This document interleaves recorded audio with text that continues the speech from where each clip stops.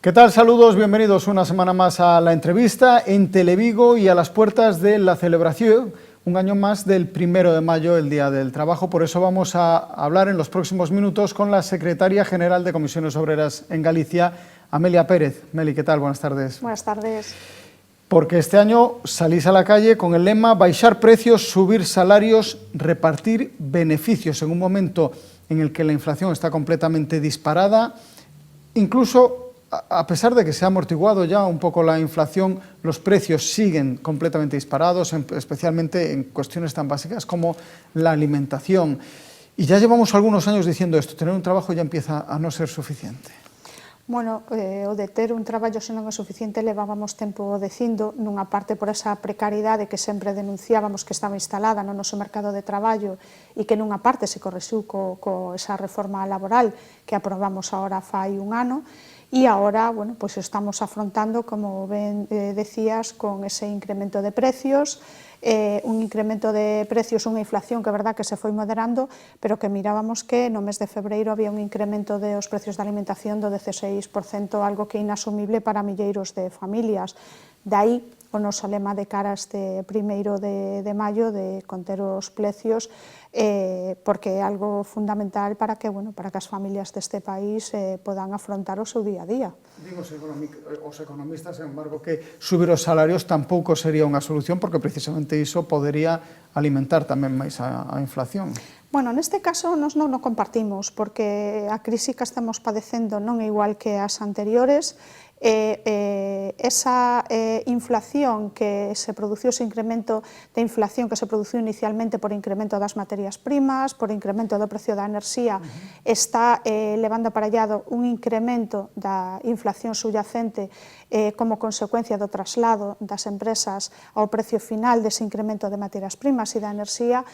Polo tanto, o incremento de salarios non produciría ese incremento de inflación que se estaba, e que algúns aventuraban que se iba a producir, que cando hubiera un incremento salarial, neste caso equiparable ao IPC, que non é equiparable porque estamos mirando que está por debaixo dese porcentaxe do IPC, pois o incremento de inflación subyacente non se produce por incremento salarial, sino co contrario, porque as empresas non queren reducir os seus marxes de beneficios e aí están eses datos.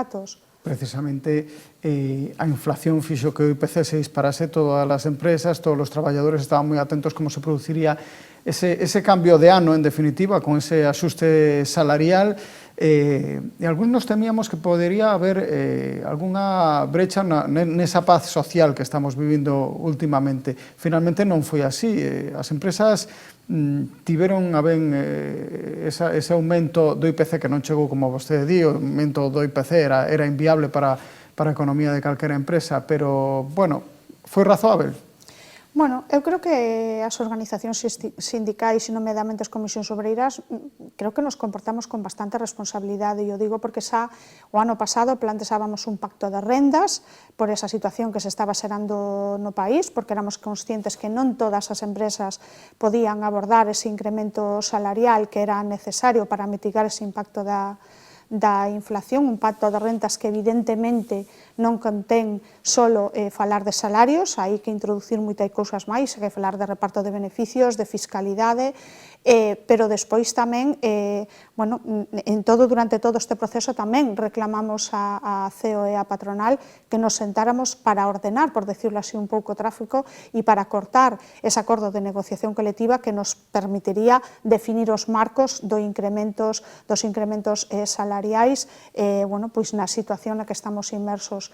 Hai empresas nas que foi factible chegar e acadar un acordo e hai outras nas que é inviable, algunhas porque evidentemente non o poden soportar, pero outras porque non queden repartir esos beneficios que reclamamos tamén nese lema do 1 de maio. Ese eslogan, repartir beneficios. A verdade é que tamén parece lícito que as empresas gañen cartos, dende logo ten que ser así, respetando sempre o avance e os dereitos laborais e sociais dos seus traballadores. Esa foi durante moitos anos a reivindicación que liamos nas pancartas do 1 de maio polos dereitos sociais, polos dereitos dos traballadores. agora mesmo desapareceu desa pancarta porque se están respetando, porque é algo que xa se dá por feito, ou porque hai prioridades agora mesmo? Porque creo que hai prioridades, esa parte non vamos a renunciar a ela, e eu creo que nestes intres nas que hai un incremento de beneficios, ademais non con datos nosos, con datos do Banco de España, de tanto de pequenas como grandes empresas a peche de 2022, creo que é perfectamente factible que haxa ese reparto que decimos nós. Nós somos conscientes que as empresas se crean para gañar cartos, pero evidentemente os traballadores non somos unha ONG, polo tanto, vamos a traballar a empresa tamén para gañar, para ter unhas condicións dignas, e nese incremento de beneficios que se produciu e que se está producindo na maioría das empresas, creo que é lícito que nos demandemos que haxa un reparto xusto e equitativo. Nos últimos 4 anos se afrontamos dúas citas electorais neste ano. A primeira, precisamente, a finais do mes de maio, e outra, previsiblemente, que debería chegar por decembro, máis ou menos con eleccións xerais. Centrándonos nesas eleccións xerais, deixamos atrás 4 anos nos que pasamos por, absolutamente todo. Unha pandemia que foi case letal para a economía, a guerra de Ucrania, que xa estamos falando, que tivo unha repercusión directa na alza dos prezos, no precio da enerxía, etc. Sen embargo, en todo este tempo, tampouco se notou un clima social tenso en canto a manifestacións, a resposta social, en definitiva, por parte da clase traballadora. Están os sindicatos, principalmente os CT e comisións obreiras, sendo demasiado complacientes cun goberno de esquerdas? Eu creo que é a frase que decimos ao principio, nesa responsabilidade, porque entendemos primeiro a primeira parte da legislatura con unha pandemia que nunca nos enfrentáramos, con unha situación económica endiablada, por certo, con unha resposta a esa crisis primeiro sanitaria que despois derivou nunha económica, con unha resposta, como decía, que nunca se fixera neste país, porque nos decíamos que se podían facer as cousas de outro xeito nunha situación de crisis, con ese colchón dos ERTES que nos permitiu que aproximadamente 3 millóns de persoas neste país non sufriran esa crisis económica, como decíamos, e despois con unha serie de medidas posteriores, con esa reforma laboral, coa última reforma de pensións, cos incrementos de salario mínimo interprofesional, pero tamén é certo que todo ten luces e sombras.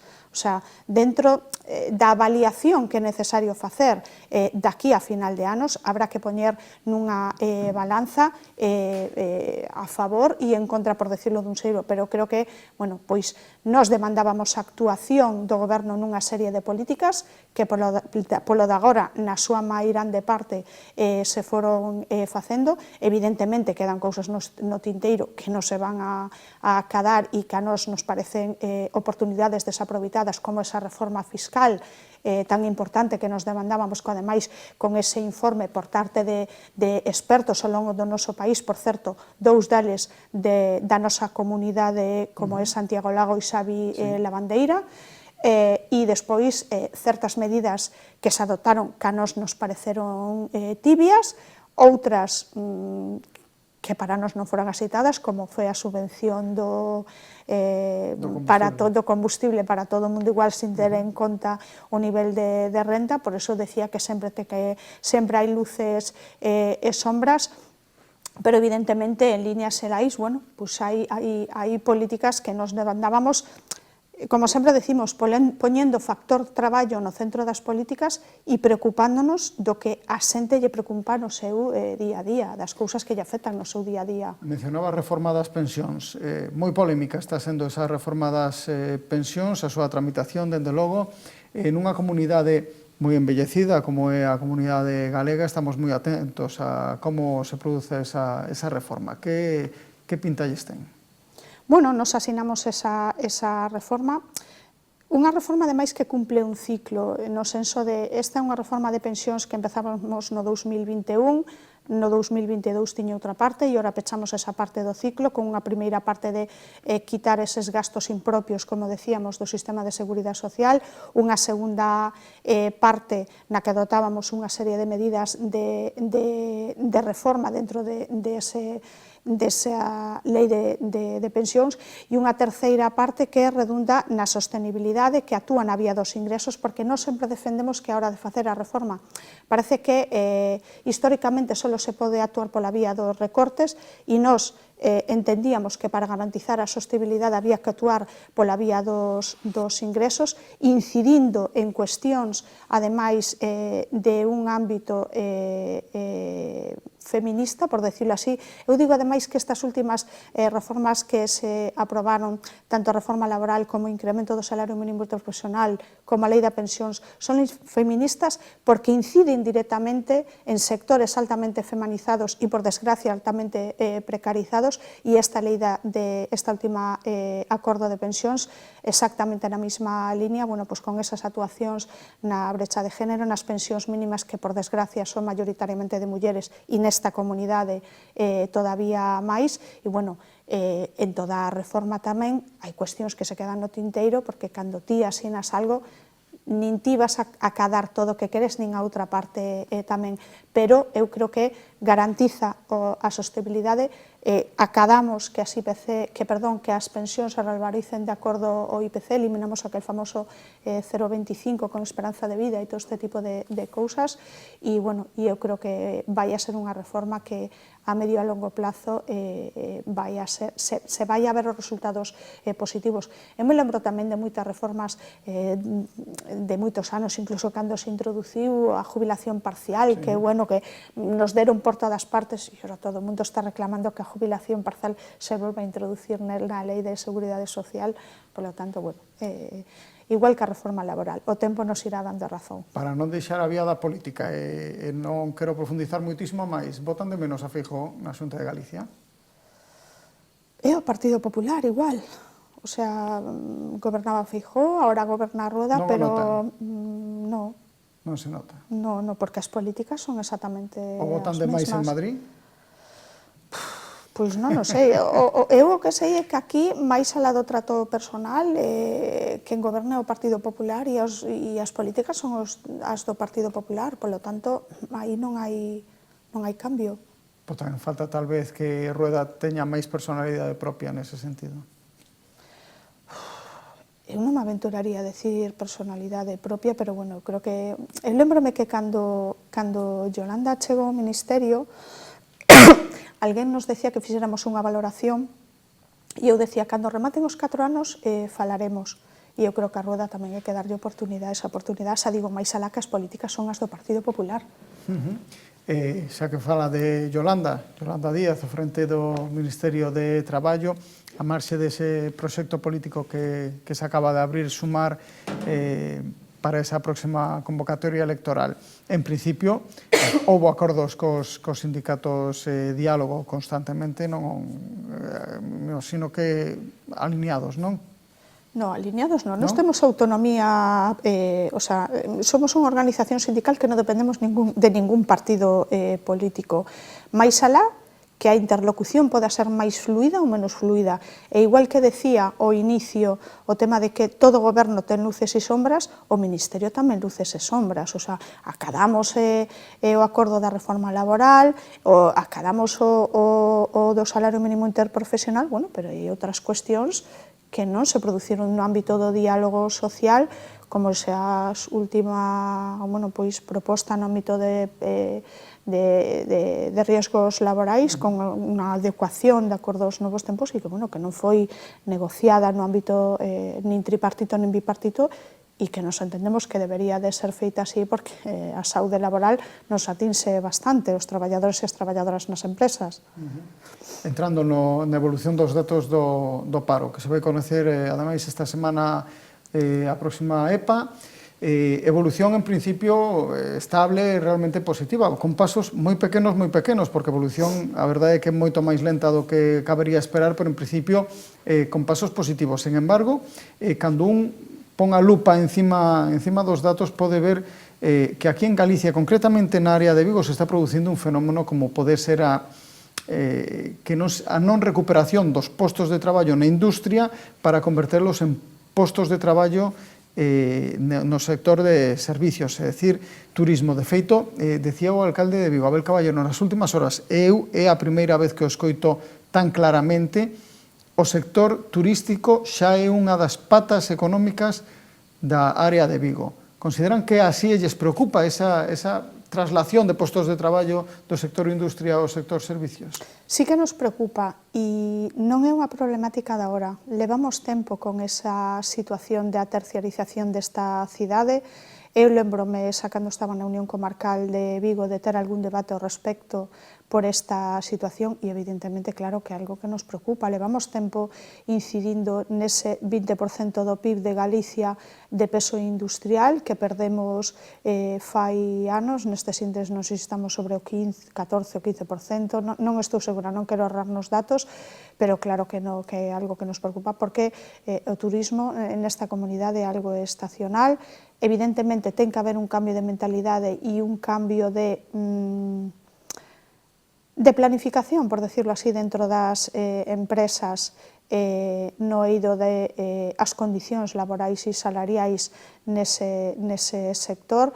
E poño exemplo que se di a hora de que non se atopan camareiros, e como decía Joe Biden, páguelos ustedes máis, sabes? Entonces, bueno, sí que estamos, evidentemente, sí que estamos preocupados porque a industria, o sector tractor principal, ese conglomerado que será o seu redor é o que lle dá forza á cidade, pero unha situación, bueno, que, como decía, que fai dende fai tempo e que todas as administracións debería de preocuparlle. Pero como se pode arranxar isto?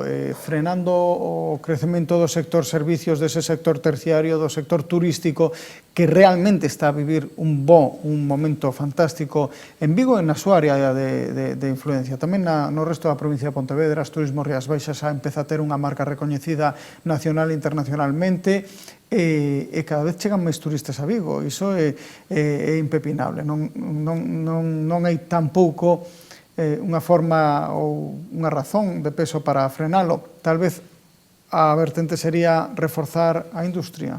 Claro, que non digo que teñamos que frenar o turismo, eu que digo que hai que potenciar a industria, é dicir, se hai un trasvase dun sector a outro, temos unha problemática e a problemática non é vamos a coartar este que está medrando, non, o que hai que potenciar o outro, o que temos que ver, e aí creo que os empresarios tendrían moito que decir, é porque esta cidade está perdendo peso industrial. O sea, estamos mirando empresas emblemáticas que por mala xestión ou pechan ou van a mans de foráneas, que iso non é malo, mentre sigan mantendo os postos de traballo aquí, pero evidentemente é un problema. E despois, creo que tamén unha mentalidade que hubo nun certo momento, e creo que agora xa se está deixando de ter por parte de algúns empresarios de competitividade a baixa de salarios, e aí sempre haberá alguén que o faga máis barato que a nós. Entón, creo que iso é un cambio de chip. Me consta que xa hai unha parte importante que o están facendo, pero que creo que se debería de potenciar ese peso industrial que decíamos, que por desgracia non é solo de Vigo, é unha problemática da nosa comunidade e que habría que mirar hacia aí. Sí, pero tal vez no ámbito político o feito de que iso non este afectando a esa balanza do desemprego fai que non se estén tomando demasiadas medidas ou non con toda a urxencia que debería ser necesario por parte da clase política, digo. Pois pode ser, pero creo que a parte iría pola parte tamén de... Xa sabemos que as administracións e os gobernos se moven cando hai presión, a iso me refiro, cando os datos non lles meten esa presión e mentres, as cifras do paro seguen aguantando, incluso lles favoreza tibiamente, como estamos dicindo, porque casi estabilidade, pero, en definitiva, máis 0,1, máis 0,2, iso apenas é evolución. Pero, mentre eses datos non presionen e non castiguen, porque unha baixada un 4% sí que fai que os administradores, os gobernantes se senten, traten de analizar que é o que poden facer para tratar de revertir esa situación. Iso non se está producindo esa presión. No, e esa presión se pode facer ahora en período electoral. Sabes que é o momento idóneo cando están, como digo, máis receptivos a ese tipo de demandas. E despois tamén, eu creo que se debería ver pola parte, falamos moitas veces cando salimos dunha crise da reactivación, da demanda interna, que a que tira, se os traballadores e as traballadoras teñen unhas boas condicións salariais, evidentemente consumirán, como se os decir, tirarán desa demanda interna. Hai unha parte do sector servicios que si ten bons salarios, para hai outra parte na que é necesario traballar e incidir para mellorar. Estaba pensando nesa parte que estamos falando da industria. Vostede mencionaba hai un momento a esas multinacionais que se fan con algunhas empresas, algo que estamos vivindo nestes últimos días coa situación de Nova Pescanova, coa súa venda ao fondo canadiense Cook, pero non sei se teñen medo de que Nova Pescanova poida chegar a convertirse nun caso similar a Barreras e que Cook poida ser un Douglas Protero máis. Pois a verdade é que sí, a ver, a solvencia de Cook, dende o punto de vista económico, avala, pero outra cousa é as decisións que se adopten de cara a Nova Pescanova. A nós o que nos gustaría é que Pescanova seguira quedando aquí con toda a súa dimensión, non que quede algo residual, porque todos sabemos que, ao final, cando a central dunha multinacional está noutro país, as decisións estratégicas se adoptan tendo en conta ese país. Entonces, nos preocupa por iso, porque era unha empresa puntera, emblemática para esta comunidade, e unha mala xestión empresarial nos levou a donde estamos hoxe en día. Veremos o que nos deparan os acontecementos, pero evidentemente estaremos alerta nesa situación de Pescanova.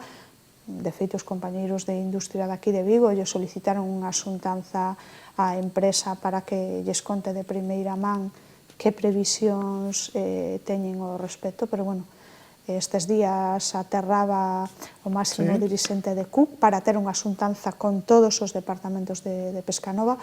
Veremos o que nos trasladan tamén a nosa xente en Pescanova, os nosos delegados e delegadas, e aí, como sempre, tenemos que estar alerta a esa situación. O camiño de Canadá a Redondela é longo. Moi longo. É longo, e as decisións moitas veces se tomarán dende Canadá, sen dúbida alguna, e iso fai que tal vez non se teñan todo en conta que deberían os intereses e a realidade dunha pequena comarca como a de Vigo ao lado de un gran país como é Canadá, non? Por iso decía que as decisións estratégicas non se van a adoptar aquí, e evidentemente se hai algunha decisión difícil, por decirlo así, que hai que tomar, se vai a facer tendo en conta o país onde está a sede da multinacional. Por iso, máis alá de que evidentemente o que nos preocupa é garantizar os postos de traballo e a viabilidade de Nova Pescanova, evidentemente estamos preocupados porque o núcleo das decisións xa non vai a estar en Redondela, e iso evidentemente é un problema. A realidade é que tamén decían precisamente nas últimas horas dende a cúpula de Nova Pescanova que a propiedade de Abanca sempre foi plantexado como algo temporal. Tampouco era o escenario desexado, supoño que tampouco para os traballadores. Ao final, o que un quere sempre é que sexa alguén do propio sector e alguén que se dedique a pesca para que poida levar a unha empresa polo camiño correcto. Sí, a ver, ao final, claro, que quen tome as decisións, como digo eu, máis estratégicas, se xa un banco, pois non, o sea, iso como cando se fai con un fondo de inversión unha empresa e xa sabes para o que ven, sabes? Pero, Cook é unha empresa do sector, unha empresa que xa é grande e está medrando máis, está facendo moitas apostas e moitas inversións estratégicas, e esperemos que siga, que unha das súas estrategias siga a seguir mantendo toda a dimensión de Nova Pescanova aquí na nosa ría. Por último, lle quero preguntar, nada máis que nos quedan un par de minutos, pero non quero perder a oportunidade de preguntarlle polo tema do sector pesquero, que tamén está atravesando unha situación moi complicada, con algunhas restriccións plantexadas dende a Unión Europea. nun universo moi cambiante como é o sector pesquero, é un relevo xeneracional que non se acaba de producir.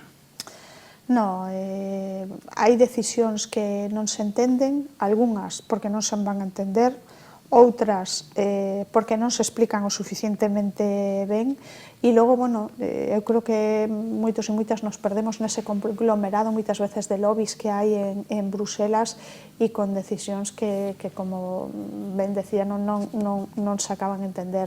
E despois temos outro problema e é as condicións da xente do mar, unhas condicións que siguen sendo moi malas. Fai un ano tuvemos un accidente no que morreron 21 traballadores. Por certo, un dos barcos desa mesma armadora fai unhas semanas que tuvo outro incidente.